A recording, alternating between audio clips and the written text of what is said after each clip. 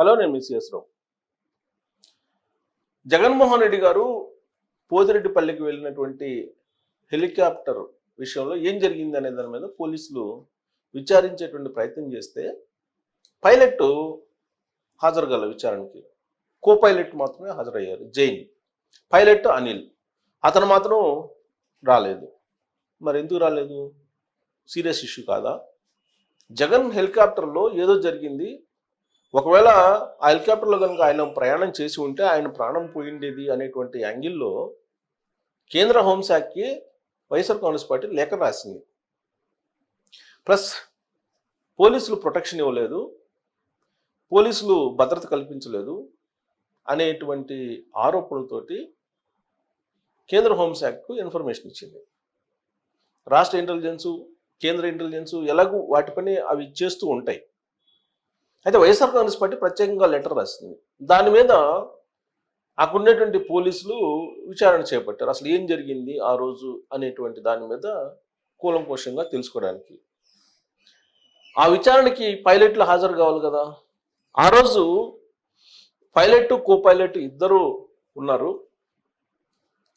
Land అయిన తర్వాత అనేక మంది వైఎస్ఆర్ కాంగ్రెస్ పార్టీ కార్యకర్తలు హెలికాప్టర్ మీదకి వచ్చారు. దాంతో విండ్షీల్డ్ పగిలిపోయింది అనేది ఆ రోజు వచ్చినటువంటి న్యూస్. అందుకే జగన్మోహన్ రెడ్డి గారిని పోతిరెడ్డిపల్లి నుంచి బెంగళూరుకి తీసుకెళ్ళలేకపోయింది ఆ హెలికాప్టరు అని చెప్పారు. అయితే దీంట్లో ఎంత వాస్తవం అనే దాని మీద పోలీసులు ఆరాధిస్తే ఇప్పుడు పోలీసు వర్గాల నుంచి వినిపిస్తున్నటువంటి కొంత ఇన్ఫర్మేషన్ ఏంటంటే, ఆ రోజున పైలట్ బ్యాగ్ అనేది పోయింది అని చెప్పి అనుమానిస్తున్నారు. ఆ బ్యాగ్ పోయింది అనేటువంటి విషయం పైలట్ చెప్పాలి. ఆ విషయం చెప్పాల్సినటువంటి పైలట్ ఎస్కేప్ అయిపోయాడు, రావట్ల విచారణకి రాలేను అని చెప్పి కో పైలట్ చేత చెప్పి పంపించారు. మరి ఎప్పుడు వస్తారు అని అంటే మళ్ళీ విచారణకి పిలిపిస్తున్నారు ఆయన్ని. ఆయన వస్తే కానీ మొత్తం వివరాలు తెలియదు.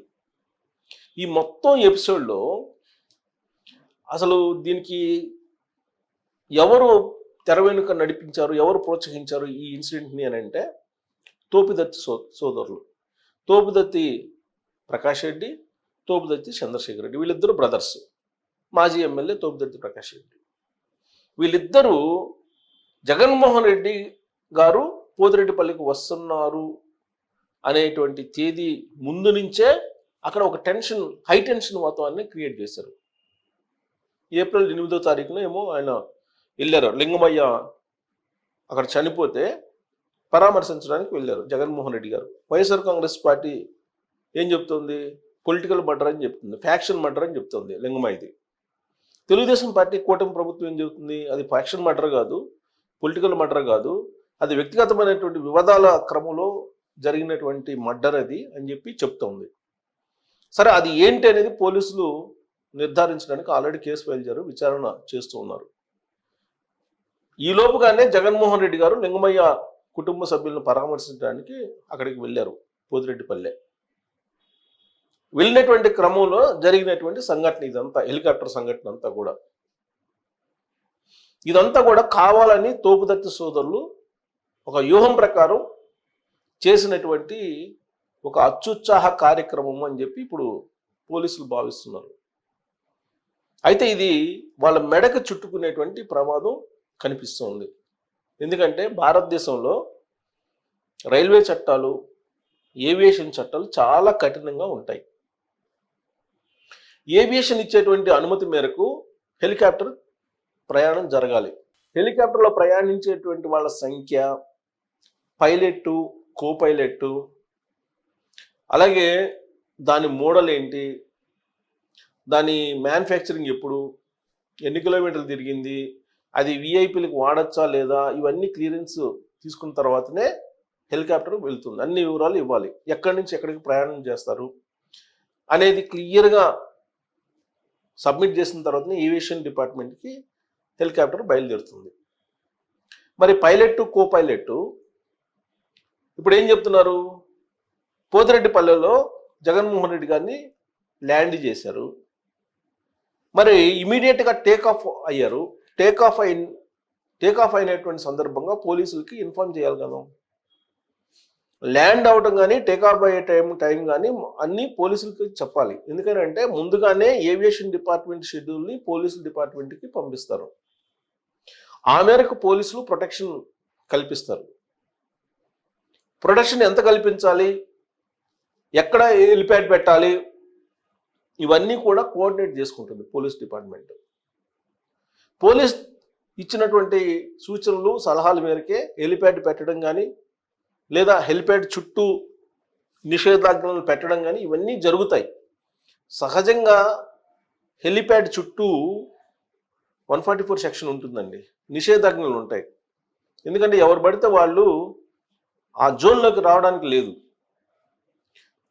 కానీ వాటన్నిటిని బ్రేక్ చేసేసి హెలికాప్టర్ మీద ఎక్కారు వైఎస్ఆర్ కాంగ్రెస్ పార్టీ కార్యకర్తలు. వీళ్ళెవరు? తోపుదత్తి సోదరులకు సంబంధించినటువంటి అభిమానులు. వీళ్ళ సంబంధించినటువంటి వీడియోలు అన్నీ ఉన్నాయి, వాటిని పరిశీలిస్తున్నారు పోలీసులు.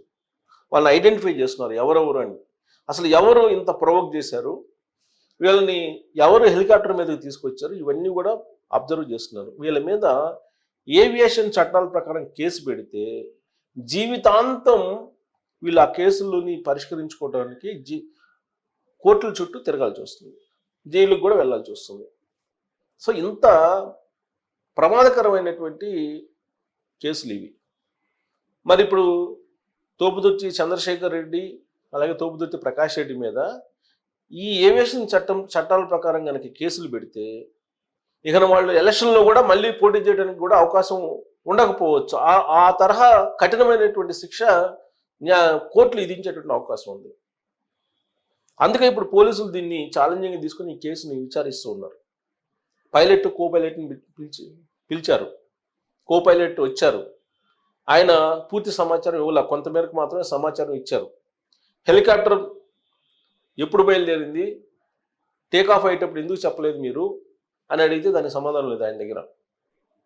అలాగే ల్యాండ్ అయిన సమయం, అసలు జగన్మోహన్ రెడ్డి గారు గన్నవరం నుంచి పోతిరెడ్డిపల్లి వరకే బుక్ చేస్తున్నారా, పోతిరెడ్డిపల్లి నుంచి బెంగళూరు వరకే బుక్ చేస్తున్నారా అని అడిగితే దానికి సమాధానం చెప్పాల.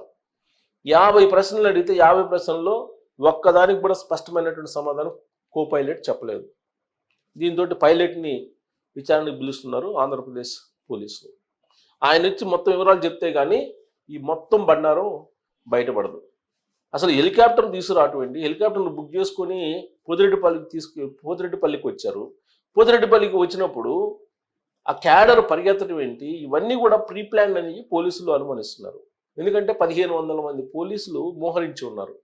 వాళ్ళని కాదని వీళ్ళు హెలికాప్టర్ మీదకి ఎక్కి ఈ కిటికీ షీల్డ్ని, ఆ కిటికీ అద్దాన్ని పగలగొట్టారని అంటే మరి ప్రీ ప్లాన్డా కాదా అనేది ముందు నిర్ధారణ కావాలి. ఒకటి. 2, ఒకవేళ విండ్ షీల్డ్ పగిలిపోయి ఉంటే వెంటనే ఎందుకు టేక్ ఆఫ్ అయ్యి వెళ్ళిపోయింది అనేది తేలాల్సి ఉంది. సరే, టేక్ ఆఫ్ అయింది. టేక్ ఆఫ్ అయిన తర్వాత బెంగళూరు వెళ్ళాల్సినటువంటి హెలికాప్టర్ అక్కడికి ఎందుకు వెళ్ళలేదు, వేరే చోటకి ఎందుకు వెళ్ళింది, ఇవన్నీ కూడా తెలియాలి. మరొక కీ పాయింట్ ఏంటంటే ఈ మొత్తం ఎపిసోడ్లో highlight point, pilot bag miss అయింది అంటున్నారు. అది పైలట్ బ్యాగా లేకపోతే జగన్మోహన్ రెడ్డి గారి బ్యాగా, ఎవరిది మిస్ అయింది, ఇవన్నీ కూడా బయటికి రావాల్సి ఉంది. దీని మీద థరో ఇన్వెస్టిగేషన్ జరిపి బాధ్యుల మీద కనుక కేసు పెడితే ఏవియేషన్ చట్టాల ప్రకారం చాలా కఠినమైనటువంటి చట్టం అది. దాన్ని ఫేస్ చేయడం చాలా కష్టం. ఏవియేషన్ చట్టం ఒకటి, రైల్వే చట్టం ఒకటి, వీటిని ఫేస్ చేయటం అనేది టఫ్. కాబట్టి ఈ తోపుదత్తి సోదరులు ఈ ఇన్సిడెంట్ నుంచి బయటపడటం అనేది అంత ఈజీ కాదు. బట్ దానికి కూడా ప్రత్యామ్నాయం వైఎస్ఆర్ కాంగ్రెస్ పార్టీ ఎదుగుతుందని చెప్పి తెలుస్తుంది. పైలట్ కో పైలట్లని మేనేజ్ చేసి ఏదో చేయాలనేది ప్రయత్నం జరుగుతుందనేది పోలీసులు అనుమానిస్తున్నటువంటి క్రమంలో మరి ఈ కేసుని ఏవియేషన్ చట్టం ప్రకారం బుక్ చేసే అవకాశం ఉందా, లేదంటే సాధారణమైనటువంటి విచారణ చేసి వదిలిపెట్టే అవకాశం ఉందా, ఏం చేయబోతున్నారు, ఏం చేయాలి రాబోయే రోజుల్లో అనే దాని మీద మీరు కామెంట్ చేయొచ్చు. Thank you.